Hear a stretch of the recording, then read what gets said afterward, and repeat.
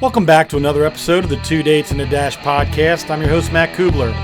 And on today's episode, I interview Aaron Scotti, where we talk about 5D consciousness, extraterrestrials, today's political climate, and everything in between.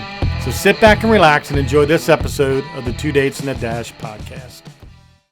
What is up, podcast land and Facebook land?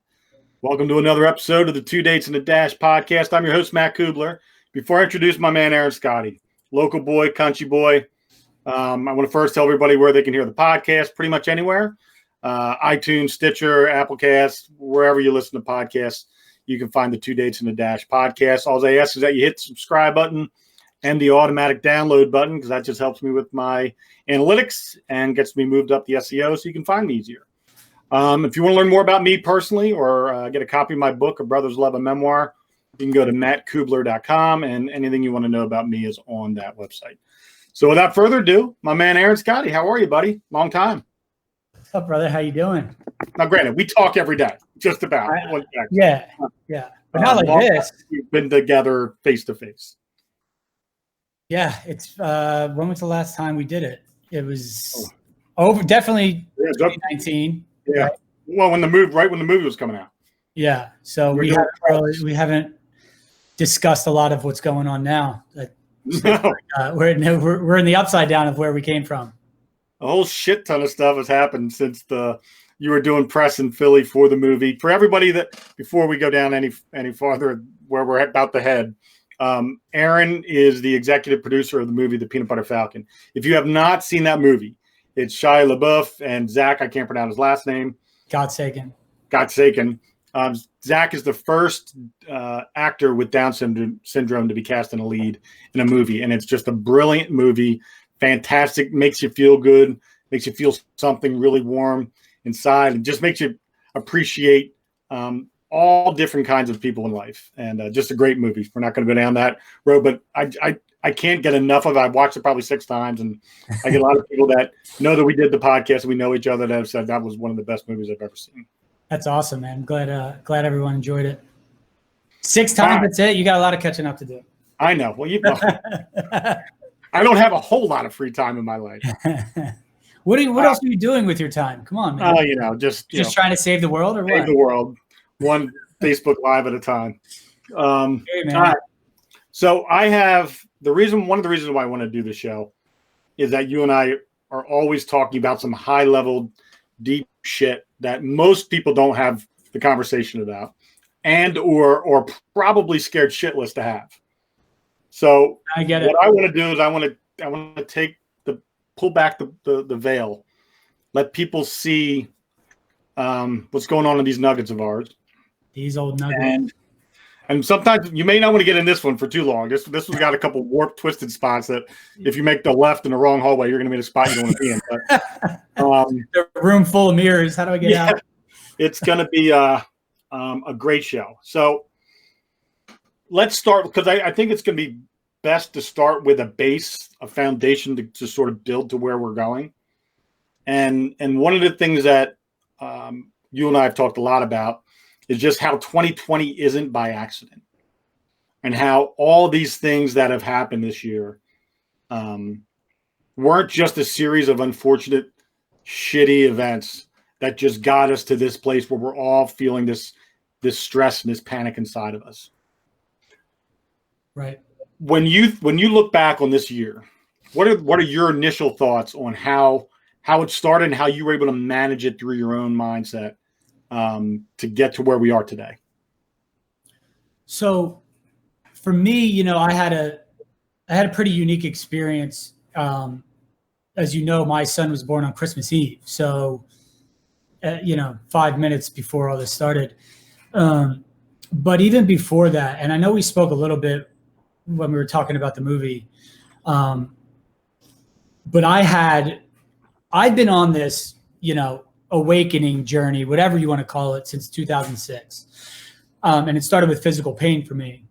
I couldn't move, back problems. And I was sent to an acupuncturist who happened to do like energy work. And at the time, I didn't know what she was doing, but she had her hands on my shoulders and go, whoa, this dark energy's flying out of you. And I'm like, what are you talking about, crazy lady? Just fix my back. Right. dude from Philly, what do you energy work and blah, blah, blah, just fix my back. But we had a conversation that never left me. And she said that you're here for the mass awakening and shift in consciousness of humanity. And you're just still getting used to your body. I'm like, what? What the hell is this going to cost me? You know? Right. But it stuck with me deep. And then I kind of just went on my way, and I used her for acupuncture, you know, just to manage some pain and stuff. But then I started really understanding that my language was negative and my jokes were self-deprecating. And long story short, I pursued a career in acting and then producing, and went from New York to Hollywood and all that. But just after we shot the Peanut Butter Falcon, I really got hit with some serious pain issues and couldn't move my hands, and my fingers were stiff. And the doctor said that finger's connected to your spine, and x-rays said X, Y, and Z. And we can't heal you. We can only manage this for the rest of your life. And I'm like, my wife's pregnant and I'm mid-30s, and you're telling me I'm crippled for life? I felt like a 95-year-old. I was living in that body, 200 pounds, you know, and they were talking about surgery on my fingers, surgery on my spine, all this crazy shit. I'm like, they're treating me like I was hit by a bus, but I wasn't hit by a bus. This manifested from within. And because of my acting training, and I studied Moshe Feldenkrais for movement, and I know that this man healed himself through movement. He was never supposed to walk again. And all these things clicked at once. I was like, this finger is the only finger I wear a piece of jewelry on. Maybe this is connected to my heart. Maybe I need to open my heart. And it was funny. Zach had a big part of opening my heart through spending time with him, because he's the definition of unconditional love. He's pure love. And then when they tried to give me an epidural, something clicked. I was like, I'm done. I'm done telling my body it's broken.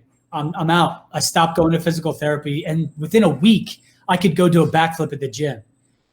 And I was like, I'm onto something. And I really started to dig into, like, that was my final red pill, if you will, was the medical nonsense that they put me through.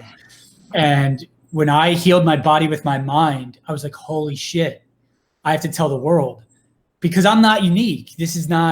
I'm not just some random miracle. Everybody has this capability inside, but I was forced. You hit rock bottom, you know, trauma will bring this out of you. So, and through that, they had me on all kinds of pills that I stopped taking cold turkey, which you're not supposed to do. Then for like 4 months, I cried every day. And I knew what it was. I knew it was because I stopped medicines that I wasn't supposed to and all this kind of shit. But I also knew, growing up in Philly as a man, you're not supposed to cry. Suck it up, be a man, right? All this shit. So I decided to not go back on the medicine and cry it out for 4 months straight. Because release that energy, release those emotions that were trapped in my body, and I started to feel better. So I thought that I was going to be able to share this with the world, and they were going to be like, "Oh, thank God, it's, the secret to life," and it was going to be received well. But then, so throughout that, I said, "I don't know why this is happening, but thank you for whatever this lesson is," and I'm riding through it. Because my biggest fear was coming true. My biggest fear was, and I always wanted to have a kid when I was like 18. Because I was afraid that I was going to be too old and decrepit to play with my kid. And I would like have a sore shoulder. I couldn't throw him the ball. I manifested that. My biggest fear was coming true. My wife was pregnant and I was crippled. I was living in a 95-year-old body. So I was blessed to go through my trauma and face my own mortality a year or two prior. So when all this stuff hit, my son was born at the end of 2019 on Christmas Eve. And I was at this job. Was the director of business development for a CBD company. And they were like, when are you coming back to work? And I'm like, I'm still in the hospital with my wife and my newborn child. I'll work remotely. Like, you're not going to lose me. I could do in my pinky finger what we could do in that office. They're like, no, you can't get special treatment. You have to be here in the office, or you got to go on paternity leave. And I was like, all right, paternity leave it is. I never even heard of paternity leave. You know what I mean? But I was like, you're asking me to choose between me and my family. I'm out. Plus, I knew this was coming. Like, I kept saying something big is coming. So I kind of rode that wave. And I said, all right, I'm going on paternity leave and I'm never looking back. It's time to start creating money for the greater good of humanity. I need to share my story for people who need it. And then while, we had 3 months at home with our son, and then all this stuff started to come in. And I think it happened here in March? Because in February, I was hearing about this in China. And there was a part of me was like, ooh, something like invest in Zoom, because I guarantee people are not going to want to meet with each other. And this is before it hit America.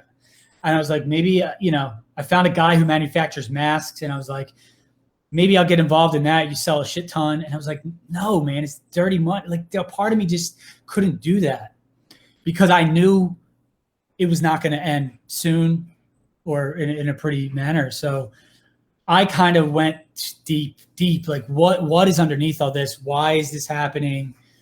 Which a part of us knew it was happening for the greater good. But it's hard to see in the moment. You got to really rise above and look down at the big picture, right? I reference like a puzzle. You go in and you look at the pieces, you try to put the pieces together, but every once in a while you got to pull back, look at the box and look at what the big picture is supposed to be. And then you dive back into the pieces. But we're programmed to stay in here and just keep trying to put these pieces don't fit, and just trust it's going to fit, So I really started to zoom in and out, and it just came with a lot of clarity that, we are now being forced to face collectively our own mortality and deal with trauma at a global level. So that's the positive that I see, even though it doesn't feel so good. So I had stress in the beginning because I was living in Hollywood and I'm surrounded by this energy. I'm like, how the fuck can't you say it? And then I realized, some people just don't want to see it yet. And that's okay. Because I spent 15 years on this journey. How would I expect? But I'm like, I'm showing you evidence. But what 2-3 pieces of evidence, something, imagine a massive, strong concrete wall. A few knocks aren't going to get through, right? I mean, we've built some serious walls around our heart to protect ourselves because we don't want to be hurt. But so that's where I was. I was like, all right, we're going down. And I was like, we need to prepare because I think it's all good. However, the people that don't see it that way yet are going to panic, and your neighbors, your surroundings are going to show that panic. Well, it's funny that we were seeing it, It's funny. You use the analogy, and I did a story recently that's going to hopefully come out nationally in the next month or so regarding the SEAL investigation, the Navy SEAL investigation. Right. Tomorrow is the anniversary of the death of Joe Price, my buddy from high school, the commander of SEAL Team 4, who died in Afghanistan, who they said committed suicide, who I proved they did not. And when I did this story with the investigative journalist, I used the analogy. I said, a lot of times you get a box. I said, as an investigator, my job is to put the puzzle pieces together. And I said, sometimes you have to be in the box looking at the pieces and then step out, look at the box. I said, what happened here, what happened with this specific incident with Job is that the box says there's 1,000 pieces, but the Navy only put 200 in the box. And there's no way you can make that puzzle. So they're not going to give you the big picture. Look like the box. Right. I said, just give you a little bit that you're allowed to see. Absolutely. So, and that's an important piece, which I hadn't made any connection to until this very second, is that in the grand scheme of what we're looking at as far as 2020, as our world, as the Christmas star is shining somewhere brightly, not here in Royersford because it's cloudy as fuck, but somewhere that Christmas star is shining bright, and solar flares are going off batshit crazy on the sun, and all things are happening. And that's a whole. The people know that we were coming to this time, so because you can't explain if you don't understand the energy coming from the sun, you don't understand why your life is unraveling. Right, and we're going to get to that. I promise. Yeah, I know. When I look at just, and I try to, because I can't go too global in my talking a lot of times. I have to be very specific because people have specific questions they need answered. But when you look at 2020, when you look at this election, when you look at COVID, when you look at all these things, you have to sometimes realize that sometimes what we're being told is that we have a 1,000-piece box puzzle, and they're only giving us 200 pieces. True. Yeah. And those other 800 pieces are important. And it's not until you step outside that box and look at the picture again and start to realize that those pieces are missing, do you really start to see the things that are happening around you and why they're happening. Yeah. And it's scary when you realize there's 800 pieces missing and you don't know where they are. Yeah. But the crazy thing is they're here. That's where all the pieces are. They're right there. We all have access to this knowledge, but we don't so speak quietly. How do we? So we've laid this foundation of why we're talking tonight, and kind of where our brains are aligned. And we do have, you and I are the same in our approach to life and how we manage our families and our lives, and try to stay as heart-centered as possible. Mm-hmm. But there's going to be a lot of people that are watching and listening to this that have no fucking clue what we're talking about. None. I am used to it. Yeah, I mean, but the thing is, here's a trick that worked for me. Is I would go down all the rabbit holes and I would take on information. I'm talking about quantum physics and all this kind of crazy shit that I never thought I would study because it's not offered, but you have to go seeking it. If you don't understand it, just let that part go over your head. Just grab the parts that make sense to you because we're all on our own individual journey. So I just walk around, and I've always done this, walk around with a filter, even in acting classes. You know what I mean? It's like some shit goes, just let it go. If it doesn't make sense viscerally, just let it go and go, ooh, that makes sense. I'm going to grab that one, tuck it in. I'm going to grab that, tuck it in. Instead of getting angry at what we don't understand and go, you don't know what the fuck you're talking about, science and whatever. Just grab what makes sense and go, oh, because all it takes, everybody has their own path in. All it takes is one thing that resonates viscerally where you go, oh. And then when you realize everything's connected, it's just like you got to find the right thread. Once you pull that thread, you realize it's just the whole ball of yarn is one piece of string. And it's all connected. Every single, you see the map, like every single one of those rabbit holes or whatever you want to call them are connected. And at the end of the day, the top right corner is source or God or infinite intelligence or Bob, whatever human beings try to define this greater power. It's not a religious thing. Like I grew up Catholic and no wonder why I was bored. I understand now why I was so bored. Something didn't resonate, that it wasn't natural. But I didn't know how to articulate it at that time. I just didn't pay attention. So for people to sort of, I'm going to start to build this from where we are so people can understand the simplicity of the complexity of what we're talking about. So I am a spiritual guy. I'm the son of a pastor. I am a very God-centric person. My God, who I believe in. I don't necessarily have a religion per se. I'm Christian, but I'm not Catholic. I'm not Protestant. I am a spiritual person who has a relationship with his God. Mm-hmm. And I believe everybody should have a relationship with a higher power. Right. As you understand it. As you understand your version of God is how you understand it based on your experience in life. It is all the same at the end of the day. I do believe that, but the way we define it is unique to each one of us. And I think people need to be okay with that. You have to, but this is why organized religion just builds boxes, and you can't go outside this wall. You can't go outside that wall, and that's why nothing makes sense to anyone. So I'm going to tell my story real quick about why I can't be in a church. Okay. It goes back to just everything about who I am. Mm-hmm. I'm nonconformist to begin with. Let's just start there. I've never been a team guy. I like helping people and I want to participate in helping you achieve, but I've never been a guy that's been good at being on teams that I didn't choose to be on. Right. That you weren't in alignment with. Right. Yeah. And I always feel that. I've always had this sense of feeling of, do I fit or don't I fit? And I've society tells us you must fit. And I used it. I had this conversation with a school one day, trying to explain to them how schools in general, by design, are exclusionary entities. They may bring you into the same building, but they put you into boxes the minute you step foot in there.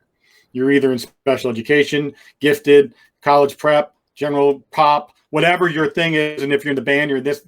Everybody gets a box. Because humans need to label everything. Absolutely. Yeah. And I've been counter-label my entire life. Mm-hmm. And I've always just been me. And it's always pissed a lot of people off. And it's sometimes gotten in my way when it comes to, I did choose 32 years of literally the most confining careers you could think of, the military and law enforcement. Like there isn't any more strict boxes than those, right? But they were my passion because they centered around the country and they centered around community. And I like helping people. So I was willing to be in a box, so to speak, but I've always made both of those. Or a Trojan horse, maybe? Wow. I've always made them work for me. Like I always made the military. I didn't conform to the military conformed to me. And I found a way to do that. Same thing with law enforcement. Yeah, that doesn't sound like an easy task. It's not. It's very exhausting. But what I did was 2020. I always had a higher power that I checked myself against. And that knowledge that there's someone that's in control, that put me here, that gave me being and gave me purpose and a direction to go in that I follow based on my beliefs and what I am experiencing in front of me. And I've allowed myself to have an open mind to all these things around me, like seeing doors. And I tell the story and we talked about this before. When my brother died, I had 13 years of darkness where I was closed off emotionally to the world. And I had gotten married, had a baby. I didn't know how to love either one of those people, my wife or my daughter. I didn't know how to feel joy. All I had was anger in my heart. Mm-hmm. And it wasn't until I let that go in 2002 where I truly felt this ability to see doors.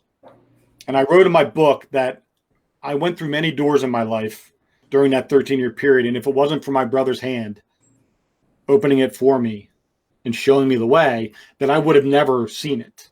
Wow. And now I see the doors and I see all the opportunities and I see and sense and feel all of these emotional stresses and joys and this aura of our world.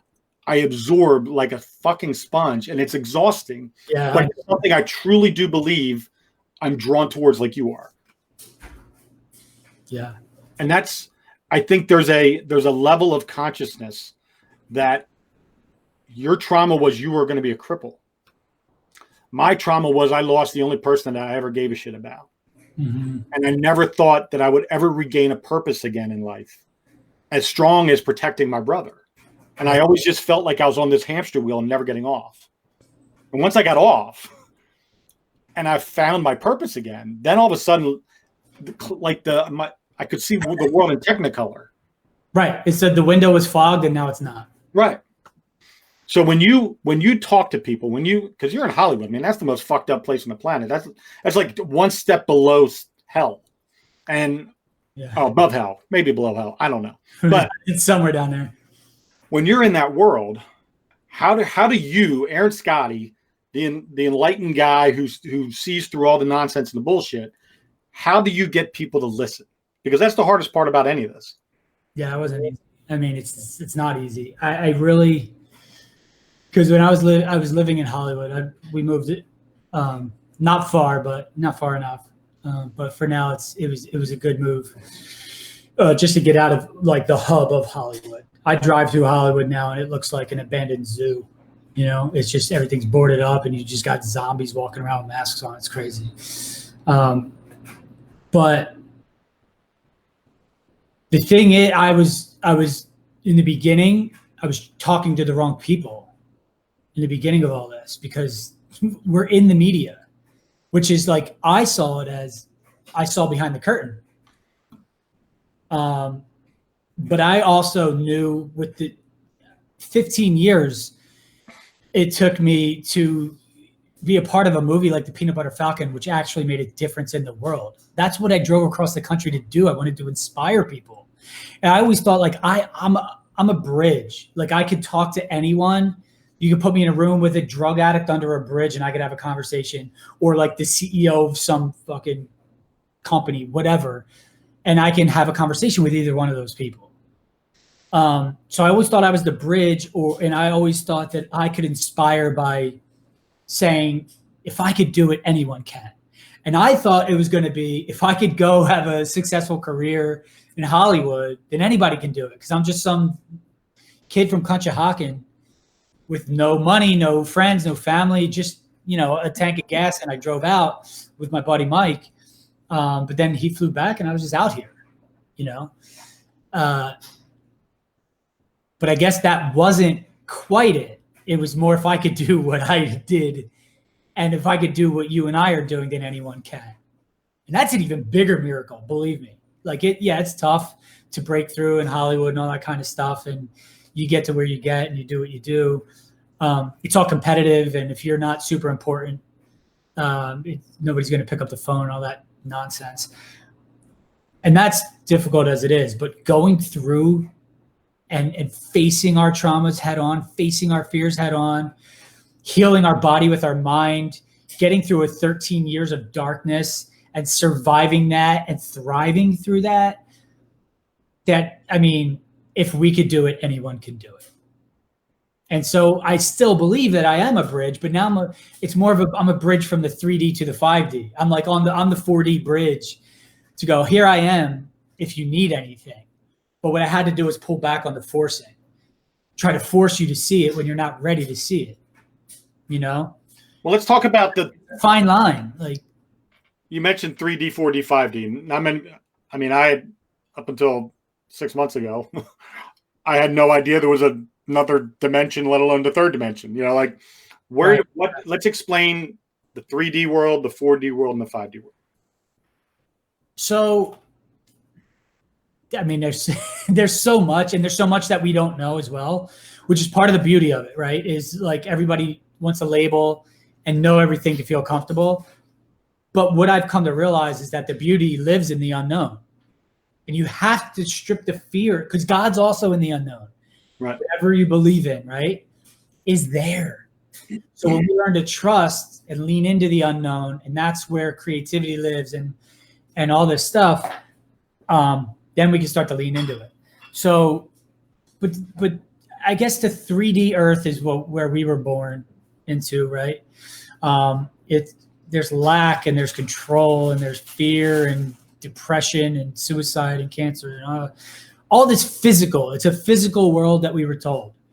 We were taught a specific version of science. Talk about 200 puzzle pieces in a 1,000-piece puzzle. There you go, science.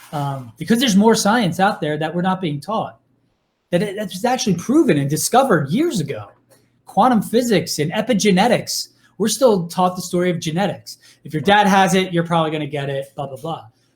However, that is a version of that is true, because if you believe the story of genetics and if your dad has it, you'll have it, you will manifest that reality into the physical and you'll get it. And you'll be like, yeah, well, my dad had it. So that's what I believe. And it's a visceral belief because of what I've seen. Even mainstream medicine practices the placebo effect. They know it. I believe that there's a lot of placebo going on right now. Anyway. But what are we talking about? the 4D is where you realize that there is energy. Everything is energy. Matter, this wood is just energy, vibrating really quickly, right? And perception becomes your reality, and thoughts have an energetic vibration, which can manifest into a physical. And we're really slow at it right now because of our conditioning. In the 5D, you just think of something and it appears. We have a long road to get there because it's a belief system. But the 4D is you co-create with source energy, God, infinite intelligence, that stream of consciousness. You can co-create with that energy. And we started to realize that people are doing vision boards and all this kind of stuff, right? That's a version of that. So in 2012, our planet evolved from a third density planet to a fourth density planet. What's happening now is we're catching up to that vibration because it's going, man. It's headed towards that 5D, and the farther away you are from it, the more you're going to feel it. So stop there real quick. Feel it. What do you mean? Let's narrow that down to something that someone can wrap their head around. Tangible. Yeah. Well, people are feeling fear, stress, anxiety. I mean, what's going on right now? We're watching 3D news, and whatever they tell you, that narrative is that's the old dead, not dying. It's dead. It's done. We're just watching the unfolding of it. Remember in the beginning of this, when everybody was buying toilet paper and I said, Matt, just grab yourself sweatpants and popcorn and watch the show. You don't need toilet paper. You don't need any of that. Just watch the movie. It's all script. We're watching a movie. Like you see how it's done. What you see behind the curtain, it's like the Wizard of Oz. That movie makes so much sense to me now. I'm like, oh my God, they've known this it's been right in our face this whole time. I mean, think about that. And you see a little weasel pulling strings. It's like, that's what we're afraid of. Well, you look at, just go back to, I mean, and this is where, when I really started, because I'll be perfectly honest with you, I was happy just being in today. I didn't give a fuck about tomorrow.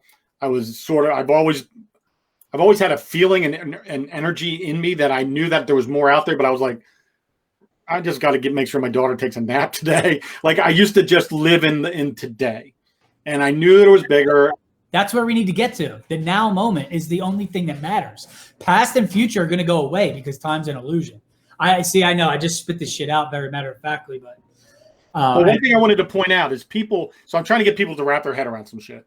Yeah. So if you look at like 1984, Fahrenheit 451, you look at movies from the 1950s and how things that they talked about in the future, right, happens in the future. Right. It's almost exactly. And then it's not just a movie anymore, but because of the slow pre-programming of it all, and this is how they work, they pre-program you to accept it as just a movie and suspend your disbelief, and that's all fine. And then you get a little piece and you go, because if I told you 5 years ago, hey, in 5 years, you're going to be wearing a mask on the beach because the government said so, everybody would be like, fuck that. I'm not doing that. There's no way they'll ever get me to do that. They know this. So they slow. Little nuggets, little bits. And then obviously fear is the fear and peer pressure are their only weapons. They can't actually hurt you. It's just a belief system. And then they get your peers to do the dirty work and call the cops on the neighbors if they hug their fucking family, But it's pre-programming. So there's movies called Outbreak, Pandemic, and all this shit. And it's like, well, now we're living in it. But, this happens with everything. And I think if people, for the people that are trying to transition through 3D to 5D, one of the things I found, and you can have a different opinion, but one of the things I found is that the more I open my eyes to history and what, not necessarily, 1776, but that's very important, but history and how, if you can make correlation, they always say history always repeats itself. Well, the reason they say that is because they basically foreshadow it for you. So they can repeat it. Yeah. Right. So if you're not willing to educate yourself and make those connection points, not necessarily between how George Orwell was a future seer or that The Simpsons somehow figured it all out, 25 years ago. But if you can make those connections and see, because your brain has to have that shift that goes from there's no fucking way this is possible to holy shit, it's fucking happening. You have to want to see it. You just have to want to see it. And I think allowing yourself to expand your mind, to absorb things that make you feel uncomfortable. Because, when I read 1984 and like 1985, when it came out, yeah, it didn't have any value to me, right? When I read Animal Farm it didn't have any value. It was just a book. It was a story. It was a fictional tale about some fucking Nazi pig that took over a farm, right? Like, to me, it really didn't have any value. And it isn't until you live your life. And if you're living your life with an awareness of the shit that's going on around you, then those little nuggets that are stored somewhere in a filing cabinet in your brain, they all of a sudden pop out. You're like, wait a second. Yep. Just have to pay attention. And that's when it all starts to come together. Yep. And when people, call me a conspiracy theorist, and I've been a question asker since I was little. I've never just accepted. My mom would say, do this. I'd be like, why? You're not the authority. Didn't the program take? We got to put him back in. Yeah. But those things are imperative to making the transition, to allow your brain and your heart to connect so it can see and feel things at the same time. Yes, we need more heart coherence. That's the trick, because if it's just this, you're getting spoon-fed information, right? But if you got that heart-mind coherence, now you're connected to that energy. Not even that, I point up because that's what we're used to in religion, but it's everywhere. It's down, it's the earth, it's the tree, it's the energy, it's the wind, it's everything. But you have that deeper connection with your heart. And the knowledge comes with that territory, but you have to pay attention through your life, because Abraham Hicks talks about words don't teach, experience teaches. And that pretty much sums up my quote awakening. You know what I mean? It doesn't just happen one night. It happens over a long period of time of paying attention. Like, I predicted everything. I told my wife that Donald Trump would be the president before he ever ran for president. She thought it was fucking nuts. And she was like, why would he? He's not even running. I said, just watch. And then he ran against 20 other people. And he said, well, that's not real. It's just a publicity thing. Just watch. Then it's down to 3 people. Just watch. Then it's election night. And I'm going, she's like, no, he's not going to really win. And I'm like, you think it's a coincidence that I told you this before it happened? Like, I think it's time for you to wrap your head around the fact that Donald Trump will be the president. It's in the cards. It's in the stars. It's happening. I've been down this road for like 10 years now, well before the Q movement ever. I remember them building the Q movement. You know what I mean? But I was very quiet about it. It was just me and a couple people asking questions. Because remember, I was still in Hollywood. You can't talk about this kind of shit. But the other thing about Trump is he's just a mirror for how we've lived our lives. And that's why everybody hates him. Nobody hates the guy. They hate what the trigger that he sets off in ourself. Right. Whatever you hate about that guy is something you hate about yourself, but you don't want to turn and look within. That's the hardest part, is clearing up our own junk. If something triggers you, why? Ask why. Why is this? Why do I hate that man? How is he that hated? And yet that loved at the same time. The other thing, I'm more, I'm even farther along. I'm like, voting is a scam in general. It's not, it's like, make your voice heard, vote. Do you ever notice they don't tell you who to vote for? They're just like, vote. And I told everybody on election night, don't fucking watch for results. You ain't going to get them this year. Things are different now. So what's happening? Everybody votes. They vote on their horse, and now they're glued to the TV for months. It's all about dangling the carrot and going, stay here, stay here. Don't look. There's truthers out there. We're trying to filter them as fast as we can. Don't look there. Just look at the election. Just constantly dangling a carrot. You just have to ask yourself, why? Why are we being distracted so much? We are explorers by nature.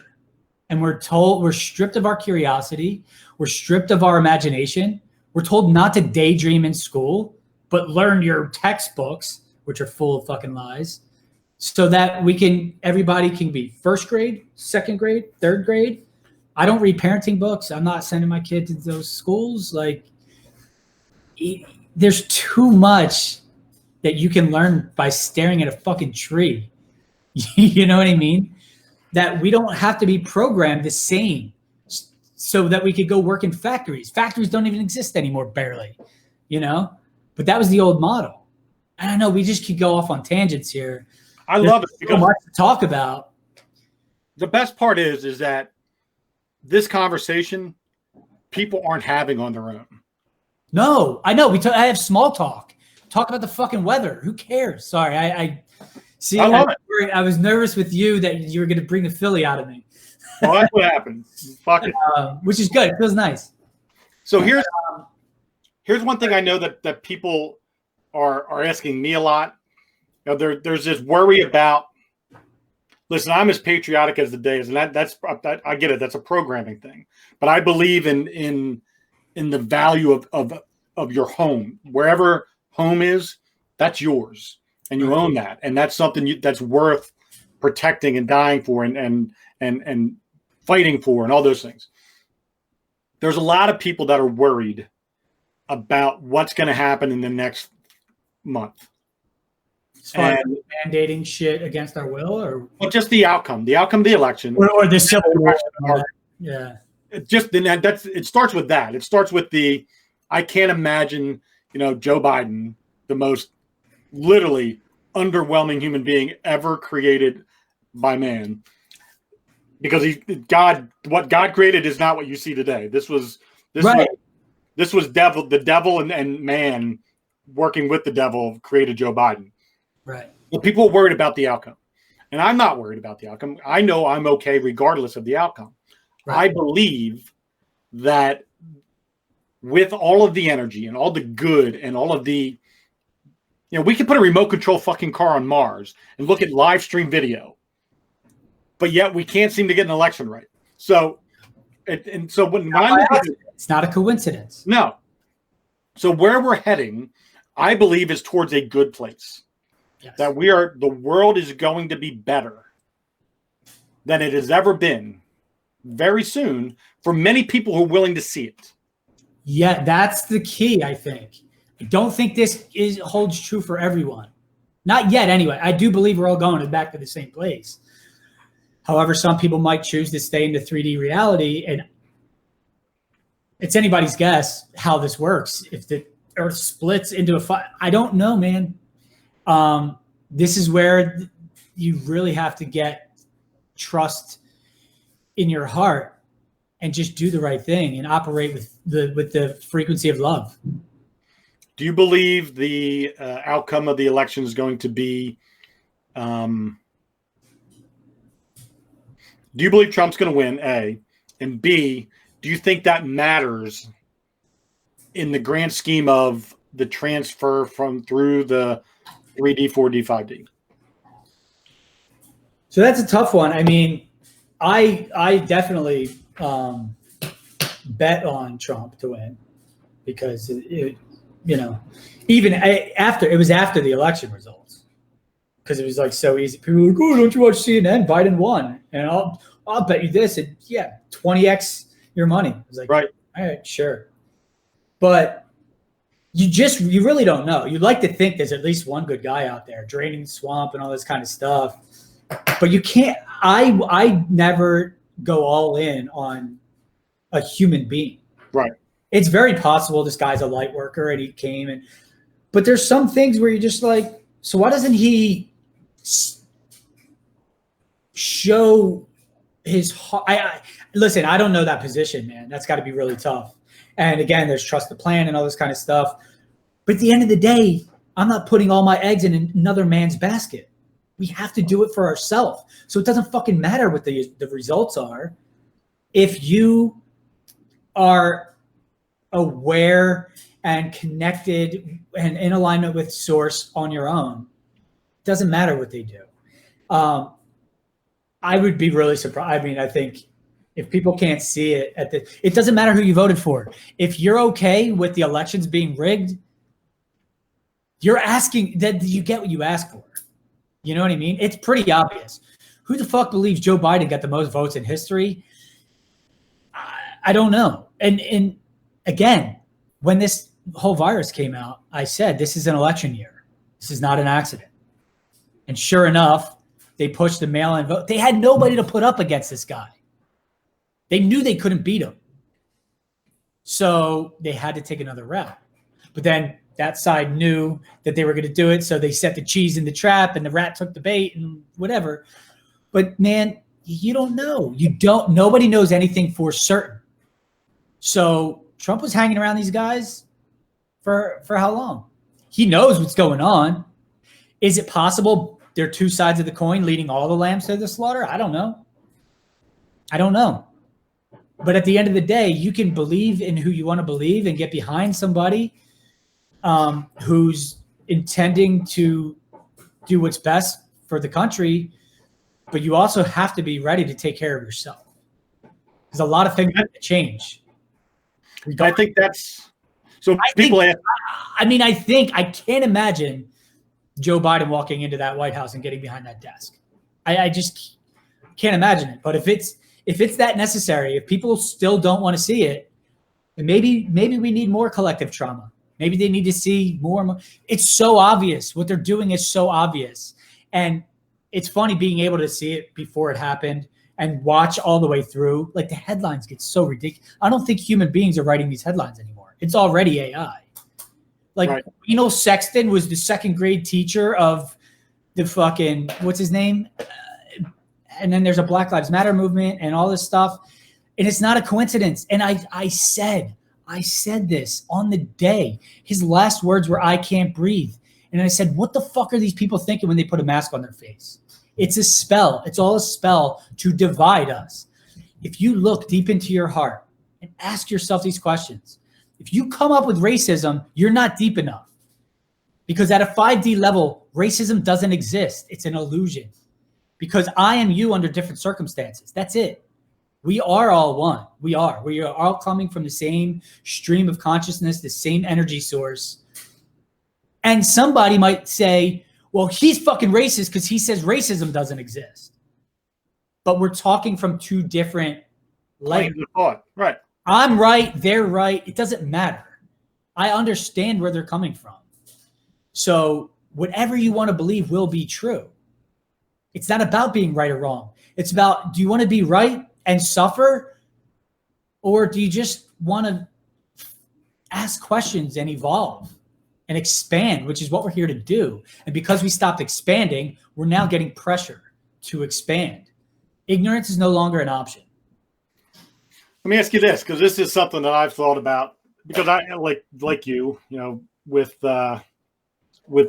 investigating Job's death, my buddy Job's death a year and a half ago. That's when I started to really start to see the collaborative corruption within our. I mean, I've always known politicians they pretend like they hate each other. Right. In Hollywood, we hate each other. No. When I started digging and I found out all the corruption just within the Navy SEALs itself. And then I spoke to my buddy who was a United States House representative for one term.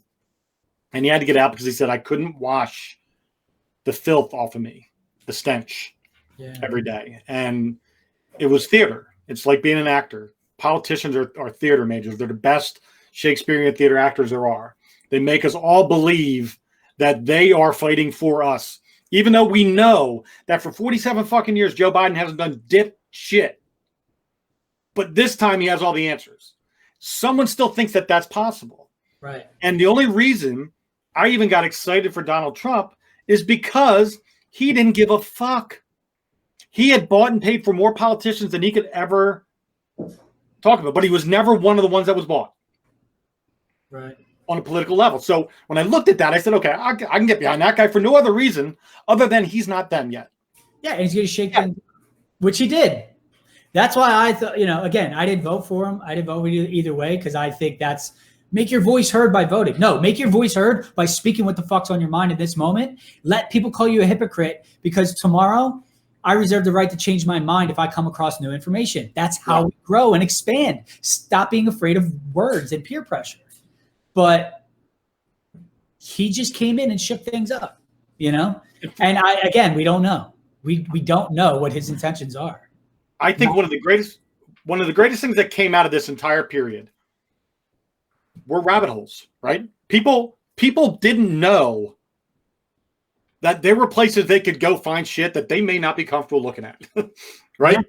When I went down the pedophiles rabbit hole and Pizzagate and all that, I came back kind of fucked up. Yeah, that was a tough one. It messed me up. When I went down the Q rabbit hole, I was confused as fuck. I had no idea what the hell I was looking at. Well, he's talking code.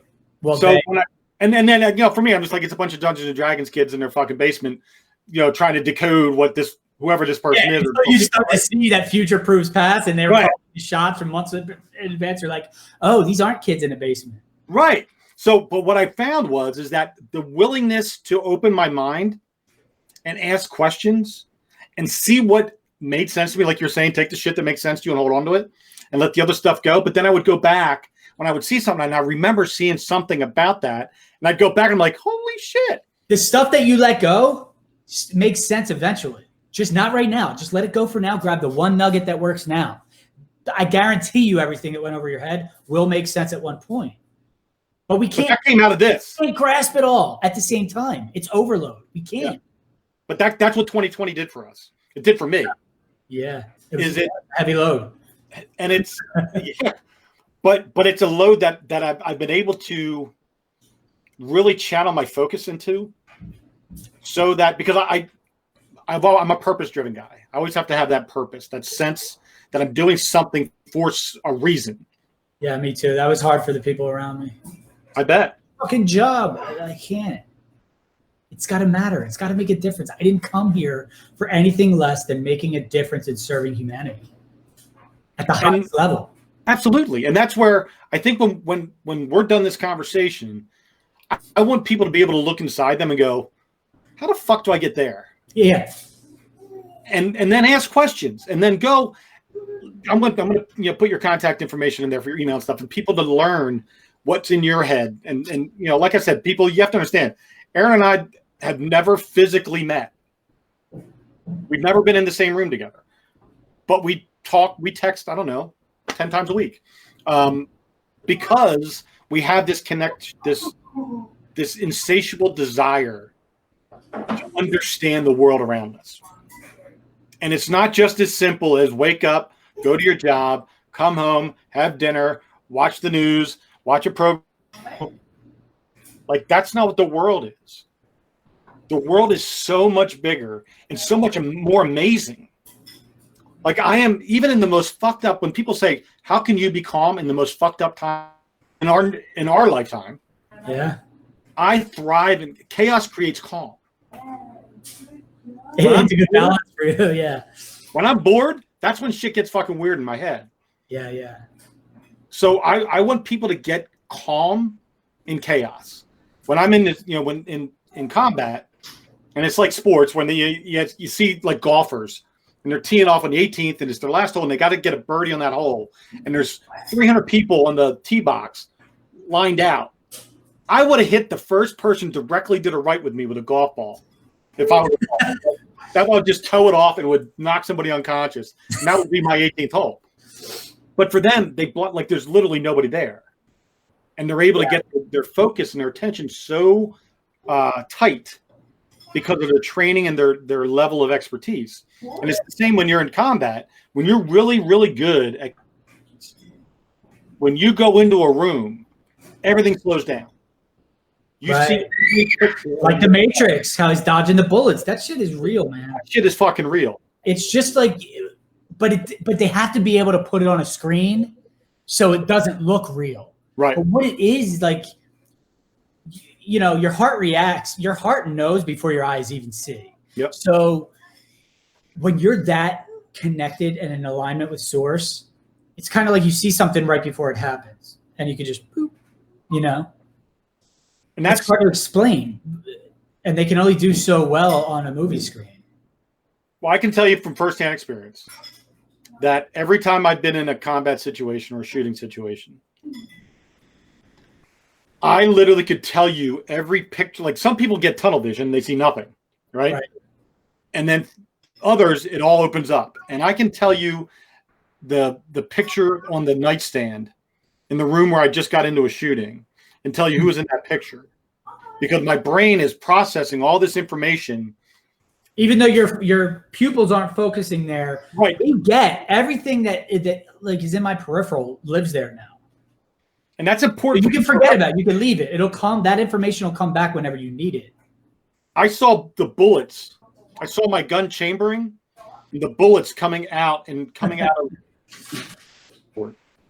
as I was shooting, and I was counting them, going 1, 2, 3, 4, and it was 3 seconds was the whole thing, but in my head it was a minute. Like everything was just slowed down and everything happened. And I think that's where, it just, to me, it shows what your potential is. Yes. And what your brain can actually do. Yeah, what they say, they tell us that we only use like 6% of our brain or something. It's like, does anybody ask why? Why are we given the rest of it? Right. Why do we have such a big brain? If sorry, Tyler's coming crawling over. Right. Like, why do we have such a big brain and we 90-something% of it we don't even use? That's nonsense. And it's told a story, we believe that story, and therefore it became true.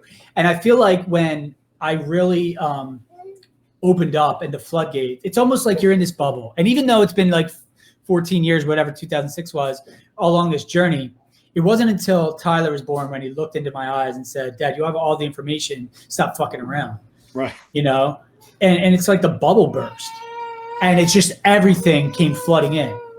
That peripheral that you're talking about, everything my entire life and everything I've ever seen with these eyes or experienced or everything that anybody's experienced. Like, we have access to all of this knowledge and understanding. When you get really good, you can just sit there and channel Tesla and talk. Like, I mean, that gets really, really deep, but we have access to all the information humanity has ever known. But you can't access it if you're staring at someone else's story or the CNN screen. They just want to control the narrative. But you just got to ask yourself why. Why are they pushing me so hard to turn on the news? Why? Think about it. What if I look over there? And then they go, oh, that's fake news. And I start to see, like, even now, I watch Gaia TV and YouTube. I pick and choose what I watch. But like every once in a while, I'll go watch, something on Amazon or Netflix with my wife. I just watch it differently. And I can see, you watch, what was the Social Dilemma? Social Dilemma. Yeah. And you start to, I always wonder, like, why did they put a Jeffrey Epstein documentary on Netflix? What's the agenda? Because they're doing something. Now, the way this spell works is it's obvious something's going on. Even the most uninformed public knows something ain't right. So you got to throw them a bone. You got to act like their friend. So something like this Social Dilemma is like, yeah, I built the algorithms and I know I would never let my kids watch it. It's really getting bad now. And it's, they're programming deep inside your brain. And they tell you all these things because the program runs so deep, you have to be very strong-willed to break through it. So they can put it in plain sight and go, they'll never figure it out. But I'm watching, I'm going, why? Why are they telling us all this stuff? Because I know there's something. Two things hit me. One, when the guy said the first thing will be like a civil war is my biggest fear, immediate fear. I'm like, there it is. They want people to start thinking about civil war. And the other thing is like when they start talking about fake news spreads faster than real news, and they start talking about Pizzagate as if that's fake. So they give you all these things, and then they go, so you think like, oh yeah, they do this, they do that, and then they say Pizzagate is fake. Because that's the big one. They don't want people finding out about the pedophilia, right? That's worse than everything else. That's the worst thing. That's the biggest thing. Save the children is like the biggest thing, and nobody wants to believe that this is real. Nobody wants to believe that there are human beings that would do that to children.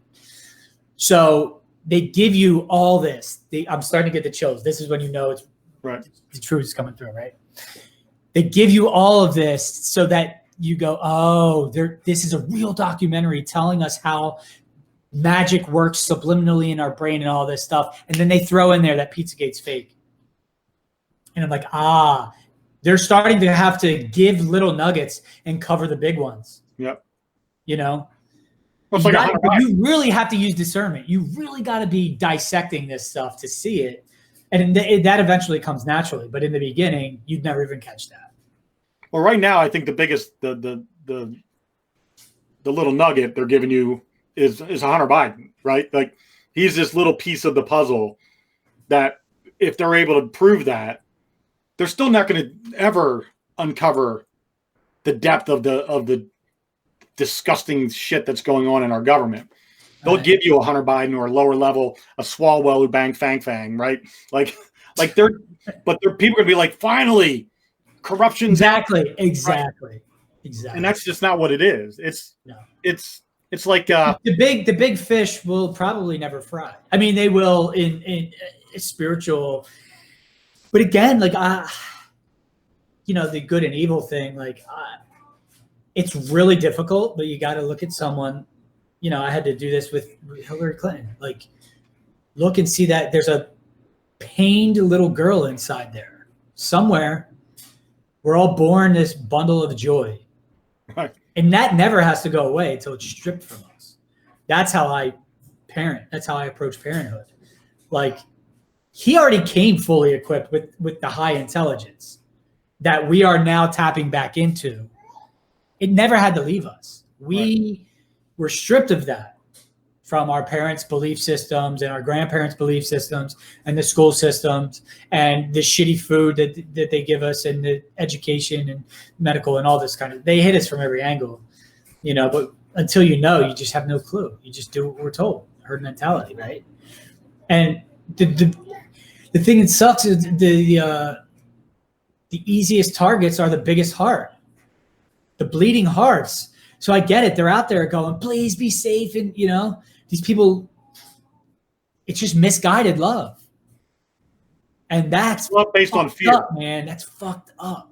It's love based on fear. Good people attacking people like me and you saying that you're wrong. And they're coming from a good place. That's the hardest hurdle. It's a fear-driven love. Yeah. It's that I don't want you to die. Yes. Instead of saying, I we want you to believe live. that death, we have this idea of what death is. We don't understand that we're eternal and we're all part of the same energy stream. And we have a body right now. In the Bible, they lived 900 years. Where'd that go? Right. And there's some truth. Again, all the truth is hidden in there.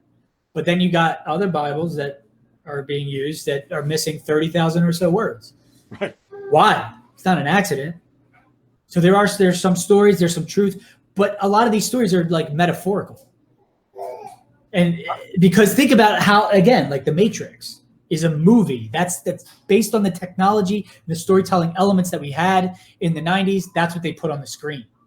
Think about back then when they were telling these stories that went into the Bible.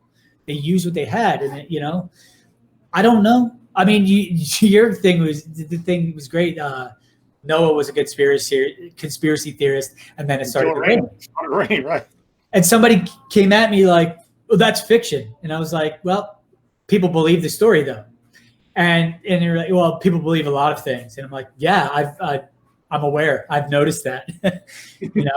Who knows? I don't know if there was a guy named Noah who built a fucking boat or not, but I do know the stories come from somewhere.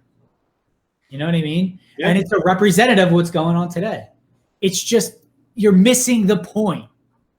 You want to label people conspiracy theorists, except like you said, you're not in fear of your own life. You're good.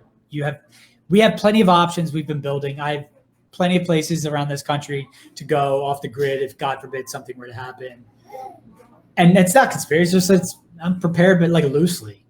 Right. You know what I mean? I'll figure it out when I get there. I just know where I'm going and pack the car. But I don't even feel like I have to. I'm in the eye of the storm with God or whatever you want to believe in, and we're good.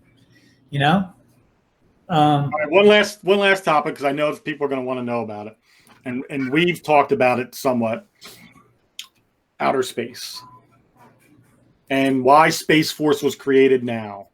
And the fact that we've been, and we can, I don't know how much time you have, but we can discuss how we haven't been in space in a long time as a country. I haven't been there in a while. Yeah.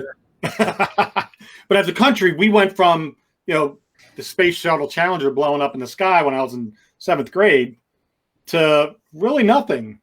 No manned exploration other than a couple times. As far as we know. Right. Again, we always have to remember, and I get it, and I definitely believe in a lot of the stuff that you're talking about, but I always try to remember that nobody knows for certain.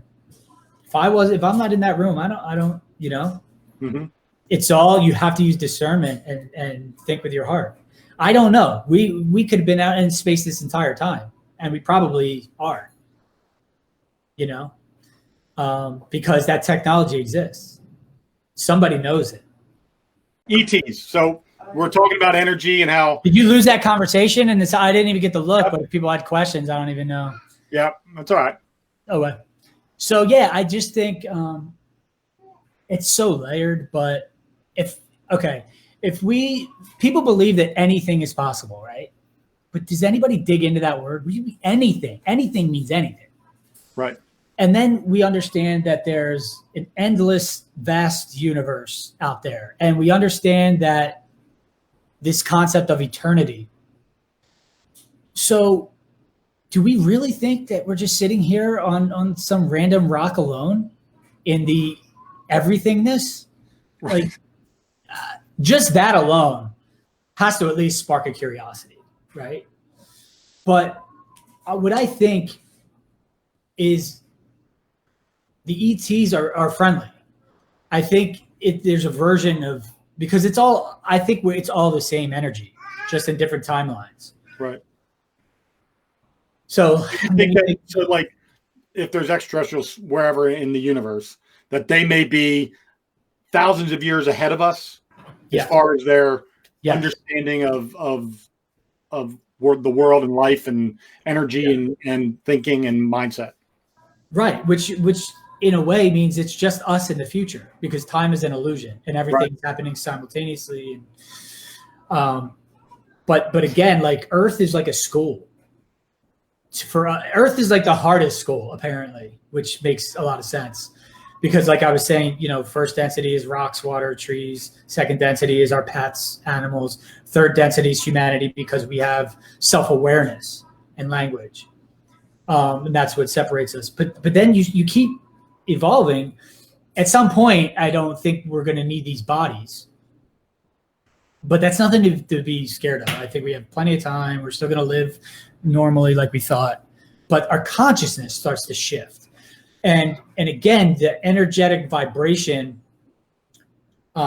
we are connected to these ETs, alien, whatever you want to call it. And when you see, there's a lot of people now channeling this source energy, this galactic federation. You get yourself to this high vibration where you're in the same frequency as.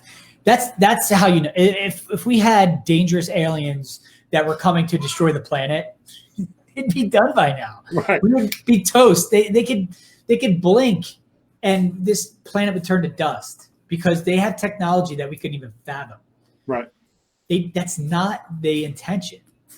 We are all a community. There's like a galactic community. If something happens to Earth, it reverberates through the big matrix, the good, loving universe, because it's all connected. That would affect everything. So, because we have free will, they can't intervene. Right. With us. We get to choose what we believe in, our suffering. We get to choose all that. However, if the Earth is in danger, then they can step in. So I guess we start to see them over the nuclear power plants. After we set off that bomb, it's like somebody's looking down going, what are these fucking kids up to? Right. We might have to we got to step in. But right. Humanity's not ready to see a fucking spaceship land and them come to greet. And we come in peace, just like the movie. They tell us, but then they flip it and scare us with the War of the Worlds and all that bullshit. But they want to protect our planet the same way we do. So they're only showing up for the people who invite them, who are ready. Because again, when you're in that presence, there's a high vibe. You think you get the chills now? It's like you feel that. That's the vibration they live in, that frequency of love. You get those butterflies and the chills with something good. That's a vibration. We need to stay up in that vibration. And that's what this whole shift is. We're leaving that third density, low vibrational energy, depression, fear, anger. We're leaving that behind. We can't take it with us. So I think these extraterrestrials, they all have that in common, is they have that high vibration. So I think we're going to start seeing a lot more of them. You posted videos on 2 videos, I think it was, on your personal page with the one in LA and one in Egypt. One in LA that was like in August, and then in Egypt over the pyramids. It was interesting. Now, look, we don't know what that. Again, I wasn't there. We don't know what it was. Could be skydivers fucking around for all we know. Right. It's just sparked the curiosity, because that might be a skydiver. However, they're still coming. They're around. Right. You know, and you could do certain meditations. You can communicate. You can ask them to show up to your comfort level if you want. People are doing this. Close Encounters of the Fifth Kind meditations and gathering together, and then they'll see something come right in their field of view and show basically a little nod or a wave. But the energy is high vibration, love, pure, wow, that there's something greater, and they're on our side. They're easing in because we have to be ready. You know, it's interesting, you know, and again, we don't have all the answers. What I do know, it's all for the greater good. And it's everything that we want. I mean, the 5D, you could just you could think of a vacation and boom, you could just be there.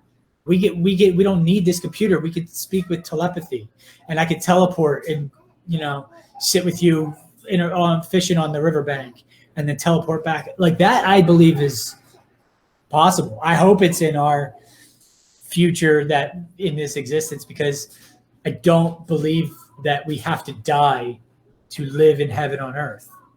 We could just choose to see it. We got a lot of conditioning to work through, you know? I think, now what are your thoughts on, like, so I've had many spiritual, you know, ghosts, whatever the fuck you want to call them, manifest themselves in my life. Mm-hmm. My brother, my grandfather, my son. I'll tell you one quick story. My son in this room used to be my son's bedroom, and right back there was his bed, and where the end of the couch is here was space underneath his bed. And when he was a little boy, you know, 4 or 5 years old, I would lay in bed with him when he would go to sleep, and he had this frog that played this music, and we'd do it 500 fucking times until he was done hearing the song. But one night he said, Dad, why does Uncle Andy talk weird? That was and I'd never had a conversation with my son about my brother's severe stutter. Never once. And I said, what do you mean, buddy? And he says, well, when he's under my bed, he talks a lot. And I said, all right. Well, what does he say? He goes, it's like, I, and I keep telling Andy, what are you saying? Uncle Andy, what are you saying? And he won't say it. But it's what my brother would do when he was stuttering, when he wanted to say, I am doing something or whatever. Wow. He would get into this, and he would do that over and over again. Because he was repeating what he's happy, right? Like, that's not normal. Sorry, can you repeat that? Siri just thought that I requested her when I didn't. But like, that shit's not normal. Right. Like to have a 4-year-old mimic his dead uncle who's living under his bed talking to him at night, right? Yeah. So when you think about just the energy flow and the energy waves and that purity of heart and that willingness to accept the vibrations and whatever manifests itself from that, I think is very real. And whether it's extraterrestrials or getting a visit from your dead brother, who, because you are so heart connected to him, that is real. Like, I'm not nuts. My 4-year-old wasn't insane. Nope. He knew things that couldn't, and if you people that have, you know, the ability to talk to dead people or whatever, and they can bring up stuff or whatever. I don't know what all that is, but I know it's fucking real on some level. Not everybody. I'm sure there's scam artists, but go check out Abraham Hicks.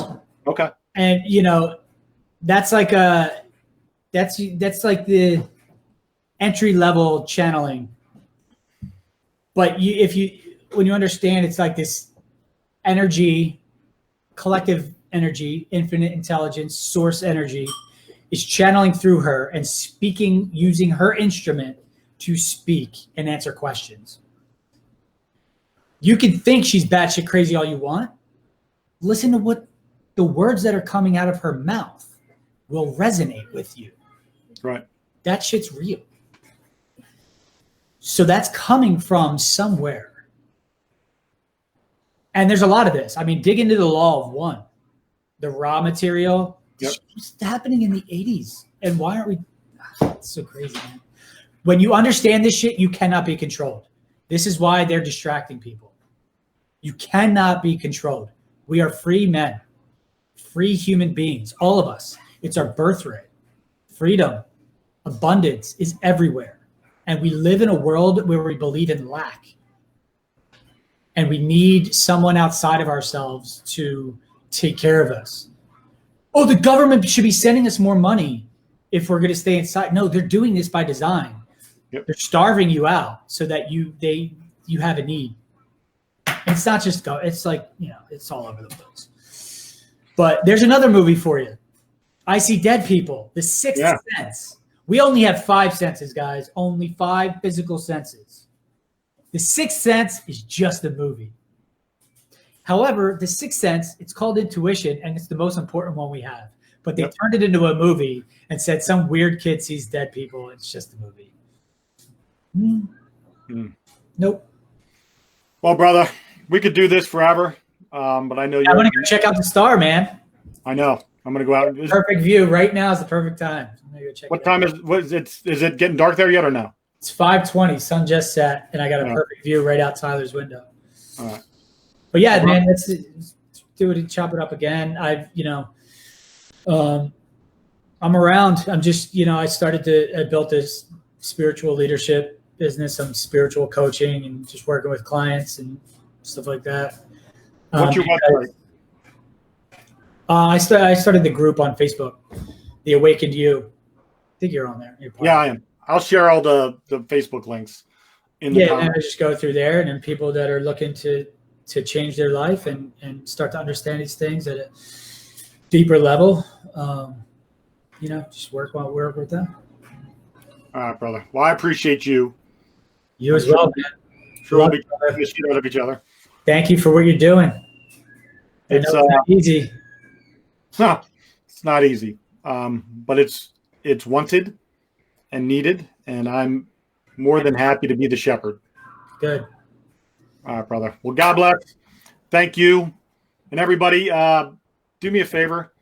Please, please, please ask questions. Please begin to think outside of just what the picture looks like to you that they're telling you. Remember that puzzle box. You're only getting 200 pieces of a 1,000-piece puzzle. Start looking for those other 800 pieces. That's where the answers will be, is when you step outside of the box and look at the picture and try to find those pieces to make the picture that you're trying to create. Everybody, God bless. Take care and go out and be kind to one another.